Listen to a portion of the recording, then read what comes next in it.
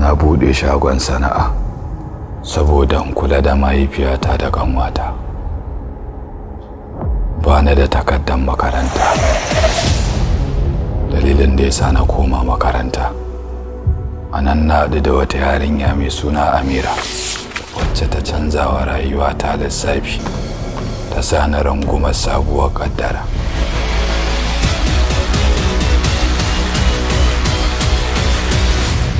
Yau rana ce mafi girma a rayuwata.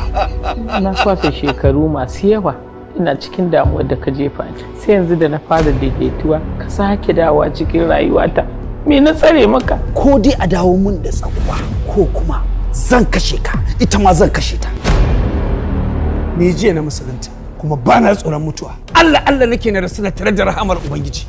Kai ko musulmi suna Allah wadai da kai. Irin ku ne kalila da kuke bata musulunci suna.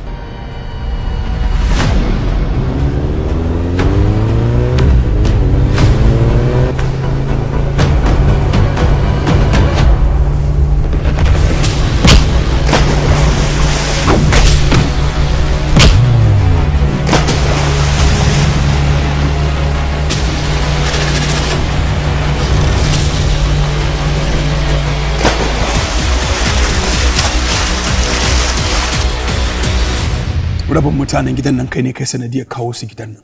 Waɗansu ka ba su tallar ƙwaya, waɗansu ka ba su makami su ɗauki ran wani. Ina so in gaya maka cewar fuska ta ita ce fuska ta ƙarshe da za ka gani a cikin gidan nan.